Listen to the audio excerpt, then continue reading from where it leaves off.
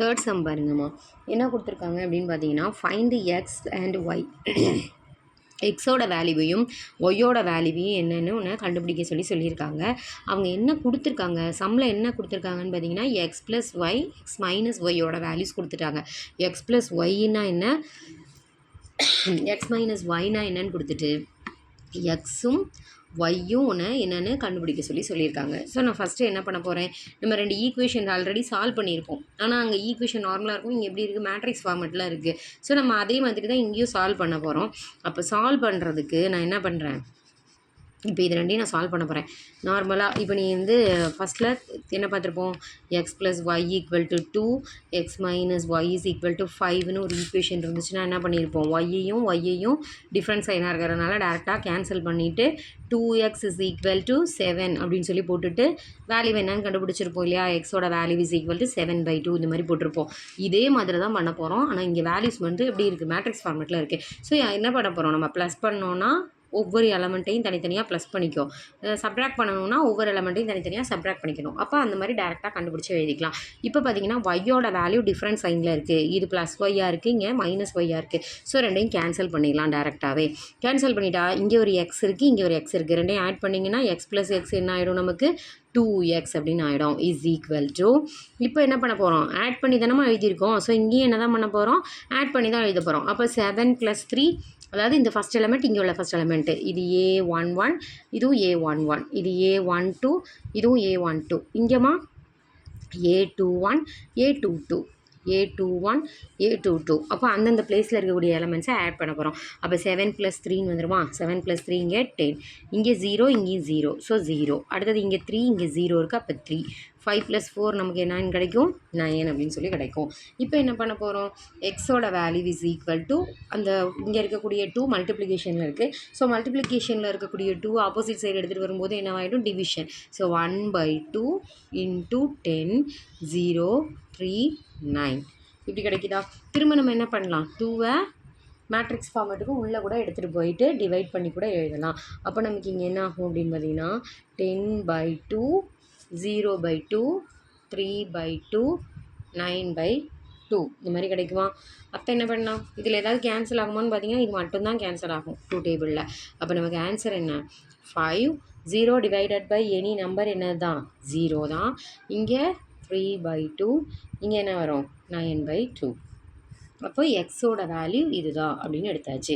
So எக்ஸோட value டேரெக்டாக எடுத்தாச்சு. நம்ம மறுபடியும் என்ன பண்ணலாம், சைனை மட்டும் சேஞ்ச் பண்ணிவிட்டு டேரெக்டாக இதே இடத்துல கொண்டுட்டு வந்து போடுறதா இருந்தாலும் போடலாம்.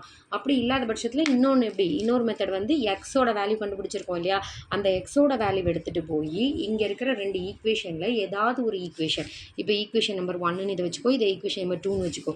இந்த 2 ஈக்குவேஷனில் எக்ஸுக்கு பதிலாக இந்த வேல்யூவை சப்ஸ்டியூட் பண்ணியும் நம்ம என்ன பண்ணலாம், டேரெக்டாக வேல்யூ கண்டுபிடிக்கலாம். அப்போ என்ன மெத்தட் நமக்கு ஈஸியாக இருக்கும், நம்ம அந்த மெத்தடையே ஃபாலோ பண்ணிக்கலாம். இப்போ நான் என்ன பண்ணுறேன், எக்ஸோட வேல்யூ எடுத்துகிட்டு போய் இதில் சப்ஸ்டியூட் பண்ணி கண்டுபிடிச்சிக்கிறேன்.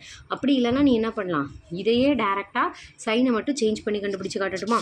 ஸோ சைனை சேஞ்ச் பண்ணுறது நமக்கு இன்னும் ஈஸியாக இருக்கும். ஸோ நான் அந்த மாதிரியே போட்டுறேன். X plus y is equal to 7035, x minus y is equal to 3004 இப்படி இருக்குன்னு வச்சுக்கோமா.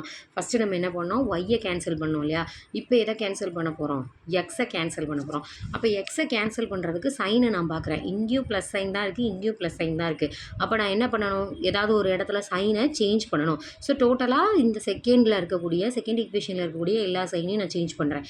அப்போ இது நான் மைனஸாக மாற்றிக்கிறேன், இங்கே ப்ளஸ்ஸாக இருக்கிறத மைனஸ் ஆக்கிக்கிறேன். அப்போ இந்த இடத்த நான் டோட்டலாக என்னவா மாற்றிக்கணும், மைனஸாக மாற்றிக்கணும். இப்போ பாருங்கள், எக்ஸும் கேன்சல் ஆகிடும், ஏன்னா இது ப்ளஸ் எக்ஸு, இது மைனஸ் எக்ஸு.